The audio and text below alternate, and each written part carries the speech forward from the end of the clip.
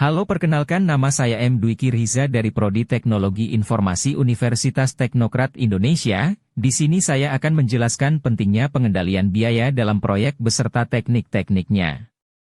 Pengendalian biaya dalam proyek sangat penting karena membantu memastikan bahwa proyek dapat diselesaikan sesuai anggaran, tanpa pemborosan, dan dengan efisiensi yang optimal.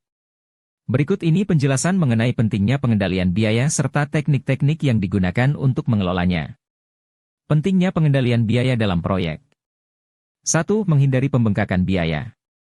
Tanpa kontrol yang baik, proyek bisa menghabiskan anggaran lebih besar dari yang direncanakan, yang dapat merugikan organisasi atau klien.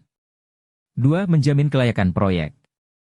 Jika biaya tidak terkendali, proyek bisa menjadi tidak layak atau dibatalkan di tengah jalan.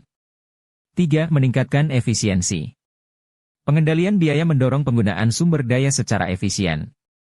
4. Memastikan profitabilitas. Terutama dalam proyek komersial, pengendalian biaya penting untuk menjaga margin keuntungan.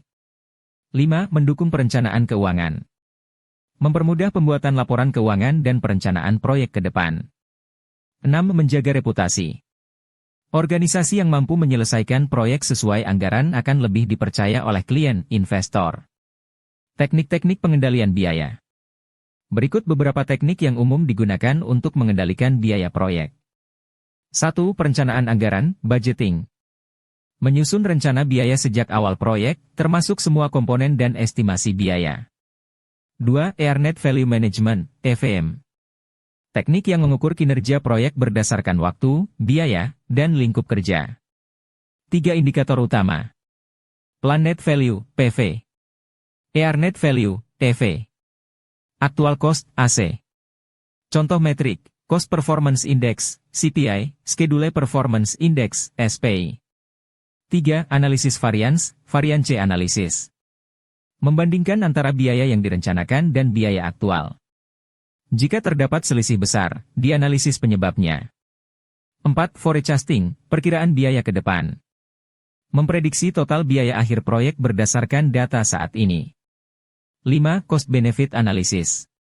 Menilai apakah manfaat dari kegiatan proyek sebanding dengan biaya yang dikeluarkan. 6. Monitoring dan pelaporan rutin.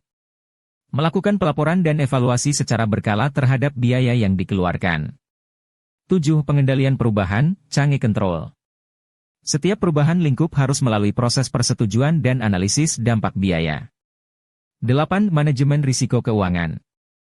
Mengidentifikasi risiko yang bisa mempengaruhi biaya dan menyiapkan mitigasinya.